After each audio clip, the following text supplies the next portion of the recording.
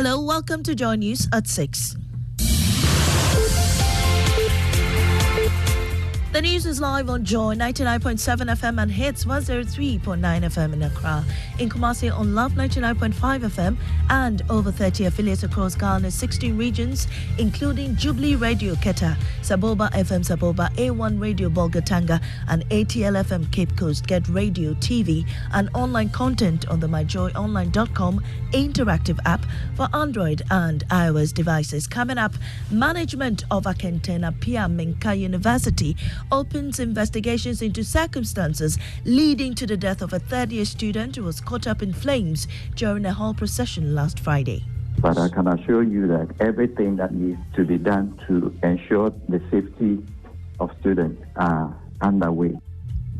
As the face-off in court today, leaders of the Occupy BLG protest labels injunction filed by the police as another attempt to frustrate their efforts, insisting they will do everything they can to register their displeasure. Because of all these, a fundamental right of Ghanaians to express their views about the mismanagement of their financial sector by their central bank cannot be exercised. In business, interest rates surge on the money market to 31.2% as government achieves 15% oversubscription of treasury bills. Details on the Joy Business Report. And in our continuing series of our hotline documentary, Forest Under Siege, we highlight how the Apamprama forest now finds itself on the edge of destruction due to the relentless activities of illegal mining activities.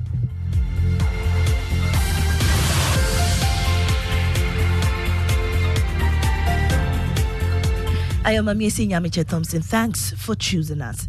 Management of Akentena Pia Menka University of Skills Training and Entrepreneurial Development has launched investigations into circumstances that led to the death of a third-year student who was caught up in flames during a hall procession at the school. Prosper Owusu, believed to be in his mid-20s, reportedly died at the Konfanochi Teaching Hospital after sustaining severe wounds from the fire incident. He's said to have been the chief priest of the Pokowari Hall at the university, who usually led traditional rites of the hall.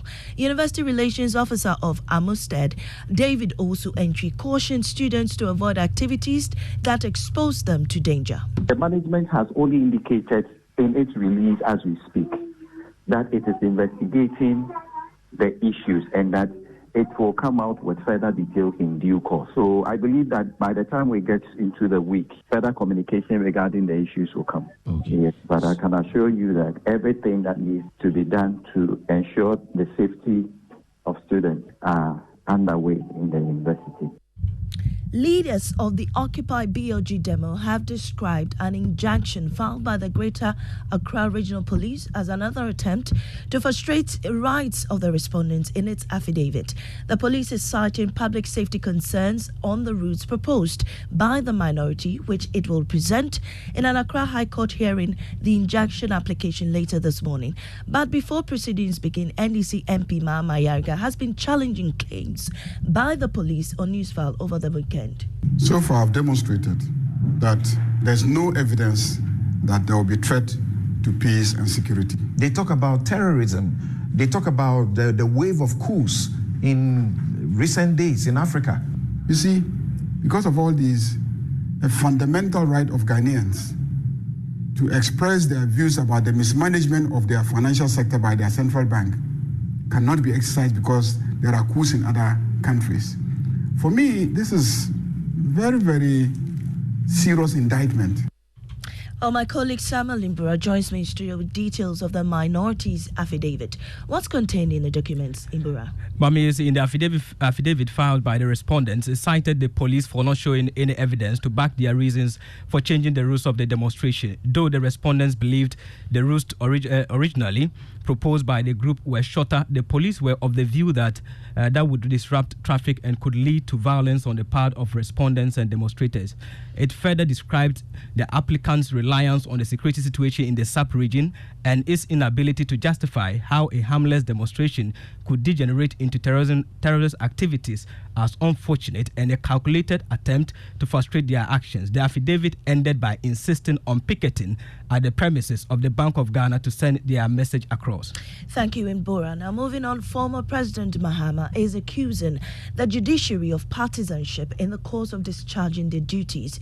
According to him, this has left members of the judiciary who are on opposing sides to bear the brunt of some decisions made by the bench. He added that there must be some reforms in the judiciary. He's speaking at the 3rd Annual Lawyers Conference. It is also seen that the judiciary is partisan, and a lot of people feel that justice is not served in many cases. And we bear the brunt of that. You feel that the judiciary is partisan, and in many cases, some of the decisions are quite bizarre. We do believe that there must be judicial reform. Indeed, most Ghanaians, if you interview most Ghanaians, they believe that there must be some reform of the judiciary in order to bolster its reputation.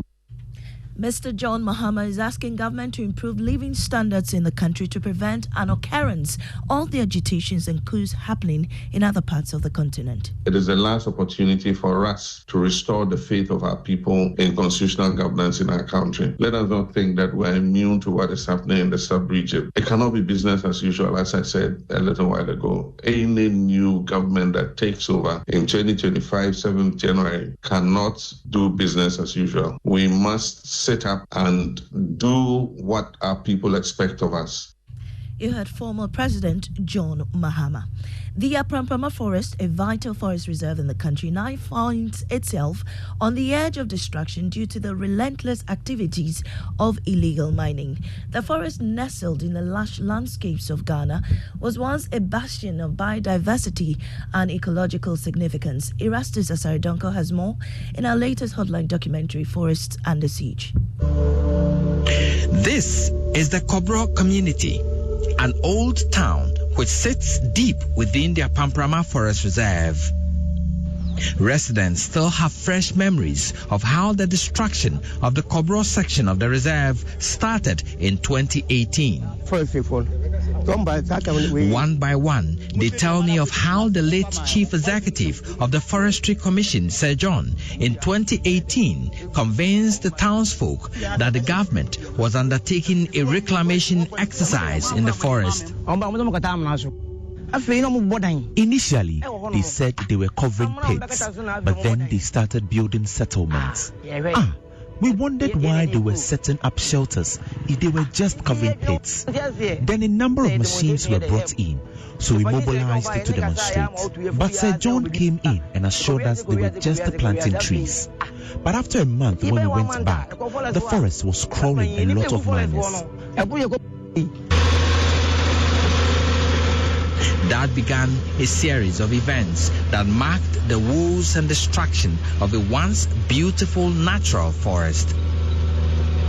A forest entry permit was granted to Unique Star Point Company Limited to carry out reclamation activities on some portions of the forest reserve in November 2017. In the same year, a forest entry permit was granted to Heritage Imperial Company Limited to conduct prospecting activities in December 2017. Chairman of Parliament's ad hoc committee investigating a supposed plot against the IGP, Samuel Atacha, says he has no intentions of gagging members from scrutinizing witnesses.